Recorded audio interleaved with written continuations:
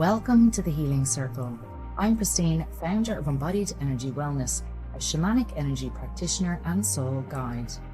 This is a space for honest conversations about healing, awakening, and the moments that shape us. We all carry a story, and this is a place where those stories can be shared, witnessed, and gently healed, together in community.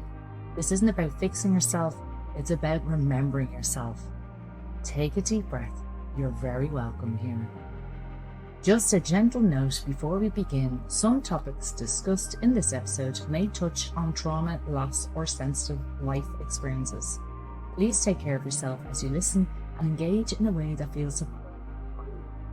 Hello and welcome to this week's podcast, another solo episode from me. I wanted this week to talk about unhealthy attachments. This one I have struggled with for a very long time. Like when I look back, wow, I gave so much of myself away to others. It's embarrassing. And they may not even be aware of it, but I'm aware of it now. And it's funny, unhealthy attachments, they don't start in adulthood. They start much earlier. They form in moments where love felt inconsistent, conditional. Attention had to be earned. You had to adapt, perform, or people please to feel accepted. So your system, when you were a child, learned something very important. If I hold on, I'll be okay. And so many of my clients come in to my healing rooms that have formed huge unhealthy attachments to people, or even to the way their life should have turned out. They're in grief, in a period of grief because their life didn't turn out the way they thought it was going to be. And there's an unhealthy attachment to that. But we're going to talk about attachments to others. When we have a connection with someone, an energetic golden cord comes from our sacral chakra because that's where our relationships and our sensuality, our sexualities, and our creativity lies. A golden thread is formed between you and that person. And then there's an energetic transfer between the two of you. Can you imagine the people that have one-night stands? And I'm always saying this to people, going, be careful who you share your energy with. So speaking from experience many moons ago, having a connection with someone you just met in the pub, they could be of a low vibration. They could be in their own trauma, in their own envelopes of their own mental health issues. You have an energetic exchange and you are being transferred that lower energy. And it might not be that hangover the next day or the next couple of days. It may be that energetic transfer that has happened with that one-night stand. So be careful who you share your energy with. Your energy is precious. That's a little side note. So let's go back to the clients. Okay. So you're developing a way to get approval, a way to get accepted by attachments, by clinging on to someone. So fast forward into adulthood, and that same pattern shows up as overgiving, overthinking, staying in things that don't feel good, particularly in groups, environments that you, in your little head, there's a nudge, your soul's going, you don't belong here, but you ignore it because you want to be accepted. You struggle to walk away or feel anxious when someone pulls back. And here's the part most people miss. You're not attached to the person. You're attached to the feeling they activate in you. The hope, the potential, the relief when they come closer again, because it's a cycle. It's a loop that you're stuck in. It often looks like you feel a connection, they pull away. You feel anxious, you lean in more, they come back, and you feel relief. Your body goes, this is it, this is what I need. And this can happen with partners, it can happen with friends, it can happen with family. But what you're really experiencing is a nervous system loop.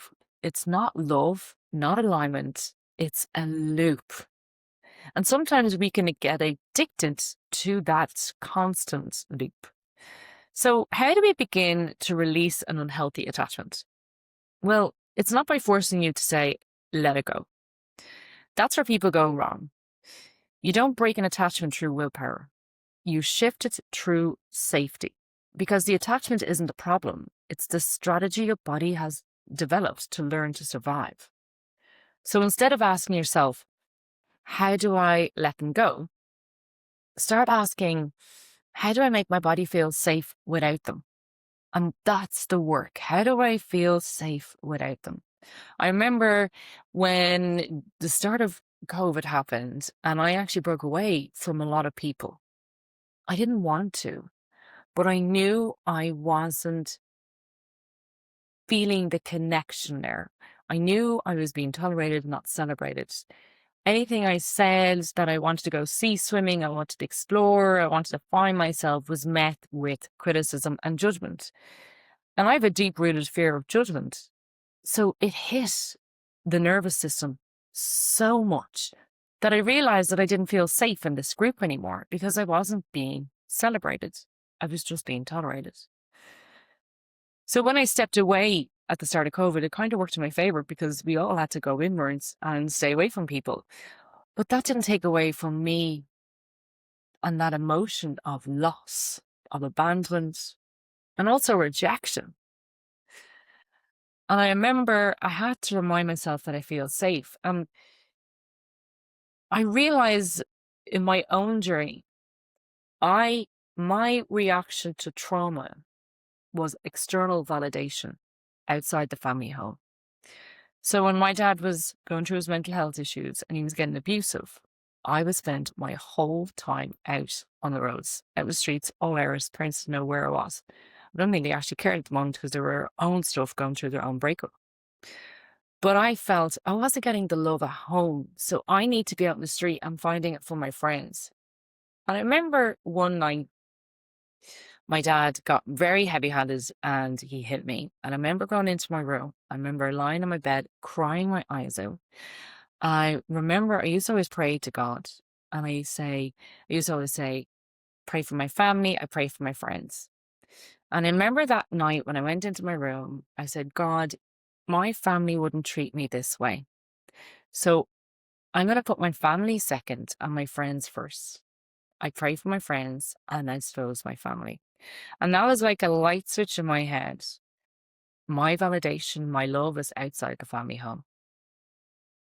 And that started a very unhealthy attachment to friends. And these friends, I have had really good friends, but then there was other friends that were always unavailable to me. But looking back now, I constantly wanted their approval. They pulled back. I leaned forward. They then came back slowly and I felt, oh, I'm liked again. And I think a lot of people can relate to that. You know, that feeling of needing that connection with someone so badly, you put up with their bad behavior. And it does stem from childhood. So let me give you a few gentle ways to begin the process that I learned. It's not perfect, it's not all at once, just step by step, just do it slowly. So bring awareness to the pattern. Remember, in our healing journey, it is all about awareness. That is when we level up. That is when we realize this isn't working for us anymore. So bring awareness to the pattern. Notice when the pull happens. Is it when they withdraw? When you feel uncertain? My anxiety used to be through the roof because I was like, I need to behave in a certain way to be accepted. Awareness is where you interrupt the loop.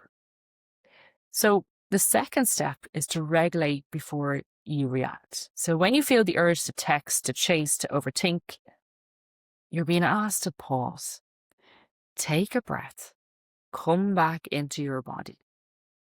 I can't begin to tell you the amount of times that during lockdown I wanted to text them and message them and cling onto them and make friends. But I knew if I did, nothing would change. So I had to just go inwards. I had to come back into my body. every time I had that strong urge to reach out. Like the grief of walking away from people that you love was immense, but I knew it was an unhealthy attachment. So remember, the second one is come back into your body, because reacting from activation keeps the cycle alive. So when we come back into our body, which is getting out of our heads and into our heart and breathing, we remind ourselves that all we need is within. And maybe you may have family around you, spending time with people that you love more. That saved me hugely. Because I realized, why am I looking external for validation when all the validation I need is here in my family? And that was another thing when I realized that, wow, I truly didn't value the people that were meant to be valued in my life for so long. And I had to work through a lot of guilt and shame in that as well. The third one is start meeting your own needs. And this is really uncomfortable because you're not used to it. Instead of looking outward for reassurance, begin to gently get back to yourself. And this might be in the form of connecting to nature, grounding yourself, journaling, speaking to yourself with compassion instead of panic. Mirror work is so powerful. I always say to my clients, if they're struggling with self-love, when was the last time you looked in the mirror and looked at yourself and said, I love myself? Now, us Irish, when you hear someone saying that, we're like, oh, who's your one? Who does she think she is? That plays in our mind. That's an ancestral trauma right there. It's been handed down for generations. Be careful, don't be getting too big in yourself. But we need to change that. Because if you don't talk kindly to yourself, who will? So I invite you to just maybe look in the mirror, glance in the mirror, and instead of pulling yourself apart, pick out something that you say, do you know what? I love the shape of my eyebrows today. I actually look very glowy today. My hair is straight. Simple little things. Now, I'm not expecting to sit in front of the mirror all day and say I'm wonderful. God, we'd all be cringing at that. But just pick out one thing every day when you look in the mirror and go, I actually feel good about myself today. And if the old thought pattern comes in of you straight away go to the negative, picture a coin and flip the coin and think, what can I replace that with a positive? And the more you do that, your body can hear your words, and your mind and your thoughts create your reality. So if you're speaking negatively about yourself, your body hears that. And can you imagine how much negativity our bodies would have heard us over the years? So it's about feeding back into our physical body and saying, I have legs that work. There's people out there that don't have legs that work. I have arms. There's people out there that don't have arms. Go through your whole body. There's people that are struggling and they don't have these things that you have. So it's about bringing it back to gratitude for your physical body. Number 4, create space, even if it feels hard to do so. Space doesn't mean you don't care. And, for me, for that space, it felt like this huge hole was starting to grow and grow and grow. But space is so powerful. Go walk the beach. Go, for a sea swim.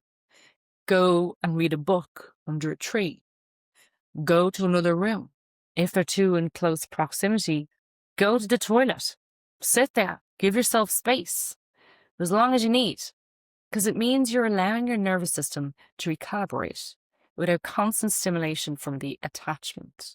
It's giving you a chance to pause. And number 5 is the big one. Let go of the fantasy of what it's supposed to be like, how you thought this was going to play out. An unhealthy attachment thrives on potential, who they could be, what it might have become.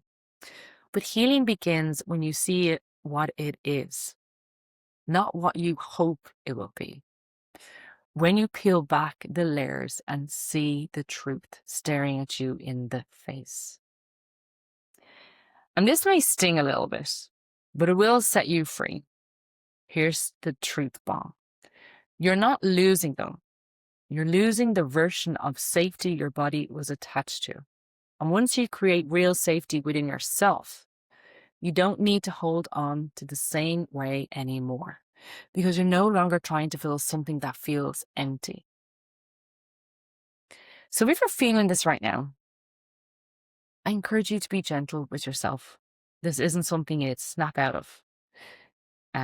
It's a process. This is something you move through slowly, safely, and with awareness.